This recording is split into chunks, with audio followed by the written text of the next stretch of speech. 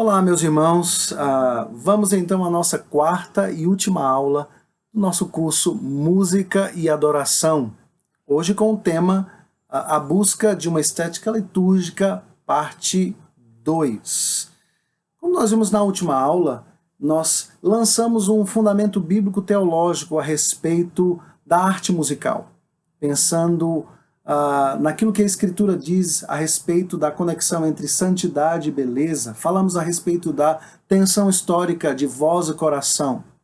Hoje nós queremos estabelecer uma base, um fundamento histórico e filosófico a partir da história da filosofia, da teologia estética. Esses temas aparentemente parecem abstratos ou distantes de nós, mas o meu objetivo com tudo isso é nos dar um mapa que possua um fundamento bíblico e teológico para nós pensarmos culto público com fundamentos que sejam bíblicos, mas não simplesmente fundamentos ou somente fundamentos bíblico-teológicos, mas é importante que nós pensemos num contexto histórico e filosófico quando pensamos ou falamos de música como arte musical. Então, com essas ferramentas nas mãos, nós podemos ter um mapa para tomar decisões, para criar planos concretos e pensar a respeito da arte quando esta é utilizada no momento do culto público, a saber, o canto, a música, quando nós adoramos a Deus. E nós fazemos isso tudo diante de Deus, entendendo que o culto, como temos aprendido, ele é o centro da nossa vida. Então, a nossa aula de hoje será dividida em 3 partes, simples. A parte inicial, um conceito de estética e arte mimética e as suas implicações litúrgicas. A segunda parte, nós vamos falar sobre arte expressista e as suas implicações para o culto. E, por fim, a arte formalista ou purista, novamente com as suas implicações litúrgicas. Então, a cada sessão da nossa aula, nós vamos ter um momento onde nós pensamos nas implicações práticas do conhecimento da história e tanto como o contexto filosófico quando se fala de arte estética ou teologia estética. Mas antes de tudo isso, vamos ter um momento de oração. Oremos. Senhor Deus, amado Pai, nós estamos diante de Ti humildemente e te pedimos que o Senhor nos conduza nesta aula e que tudo que venhamos a aprender, possamos aprender para servir ao Senhor no contexto da igreja local, pensando biblicamente a respeito da adoração cristã, do culto público, da vida como um culto, e tudo isso para que Cristo seja honrado e glorificado. E é no nome dele que nós oramos. Amém. Conceito de estética. Então, nesta busca de criar uma conexão entre liturgia e arte musical, nós nos deparamos com a estética. Existe um livro chamado 101 Termos Chaves na Filosofia e a Importância deles para a Teologia. Este livro nos dá uma boa definição, uma definição bem simples de estética. Estética é o campo, de acordo com o livro, da filosofia que investiga a natureza da arte. O termo vem do grego, aesthesis, referindo-se à percepção pelos sentidos. A arte, portanto, é inicialmente um fenômeno sensorial, agregando-se a este o sentido da visão, da audição e do olfato. Na última aula nós ouvimos que tanto os pais da igreja quanto os reformadores tiveram uma postura, uma atitude cautelosa quanto à arte musical. Isso porque eles reconheciam que a música tem um poder de seduzir a pessoa a amar mais a melodia, a música em si, do que a palavra de Deus expressa através da música, do canto. Mas isso tem a sua origem num diálogo crítico estabelecido no livro A República, escrito pelo filósofo grego da era clássica Platão, em 428 a.C. Platão, então, falava da arte como algo enganoso que dissimulava, pois ela se utilizava do prazer sensível para desviar a alma de uma reflexão do mundo real e inteligível e de formas imateriais. Essa crítica de Platão influenciou os primeiros séculos da era cristã, que tendeu a assumir uma estrutura filosófica platônica, que induzia uma postura de suspeita quanto à estética. Enquanto muitos ramos da teologia cristã, especialmente os protestantes, que adotaram esta estrutura platônica, esta visão da arte, alguns outros teólogos começaram a olhar para a estética como um meio de comunicação tanto da revelação quanto da verdade.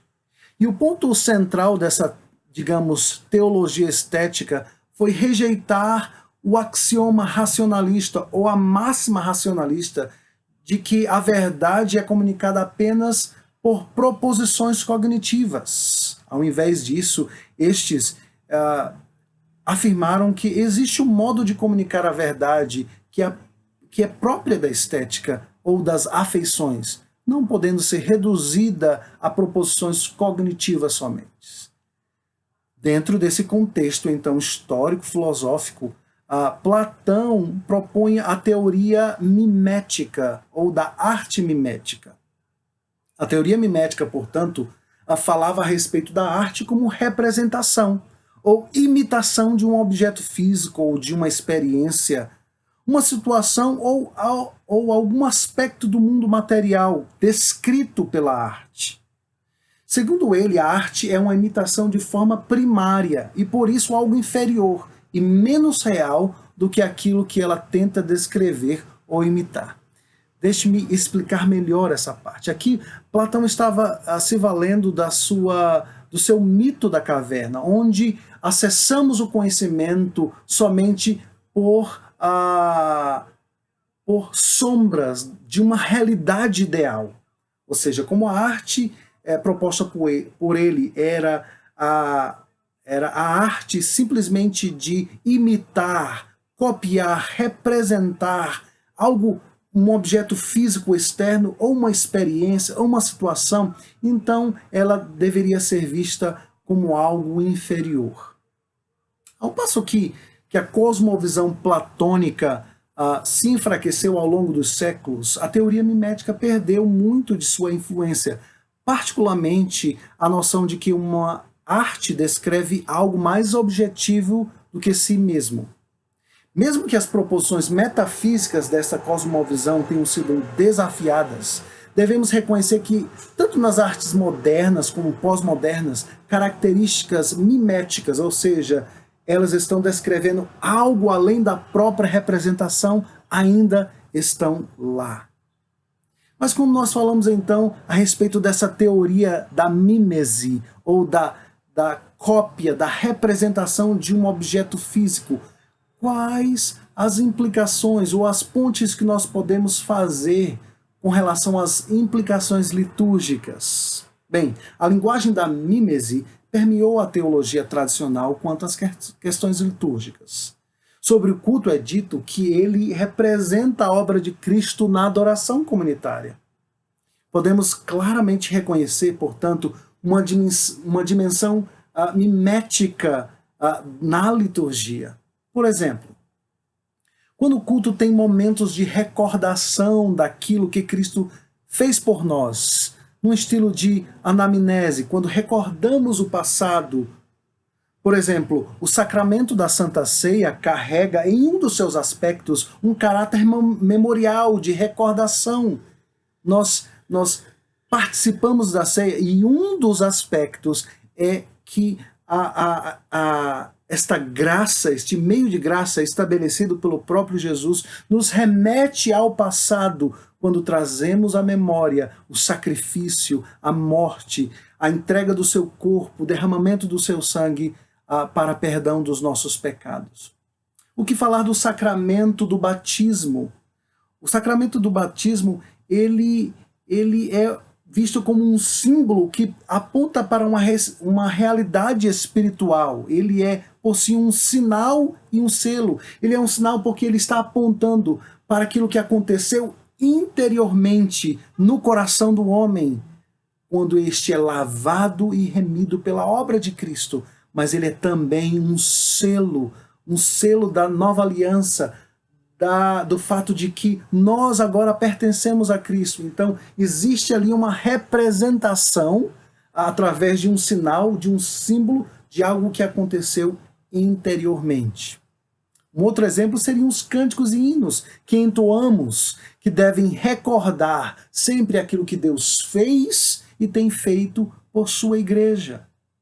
Isso implica dizer que a liturgia precisa adotar não precisa adotar uma cosmovisão platônica, nem que a mímese esgota o significado do culto público. Não, mas que a liturgia possui aspectos e elementos representativos em seu conteúdo. Isso traz à tona o fato de que o culto tem um aspecto de ensino, de doutrinação, onde o entendimento ele é um fator essencial.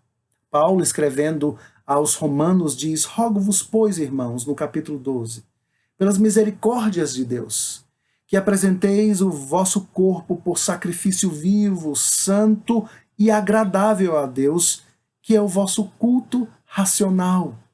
As implicações, então, diretas deste conceito de arte mimética é que o nosso culto, ou a nossa liturgia, ele deve trazer ou preservar os elementos estabelecidos na Escritura, mas eles agem como objetos de representação.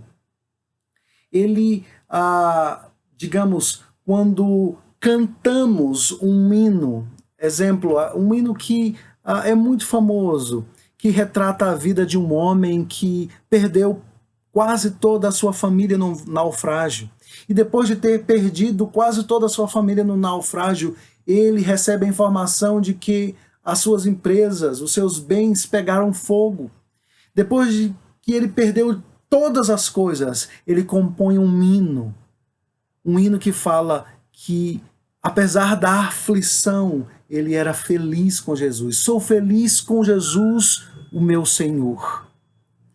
Essa é uma música que expressa a arte mimética, pois ela canta a experiência de uma outra pessoa, mas ele canta isto se remetendo a um ensino profundo das Escrituras, que, apesar de tudo e todos, nós podemos ter paz no coração, ter a alegria de Cristo em nossas vidas e em nossos corações.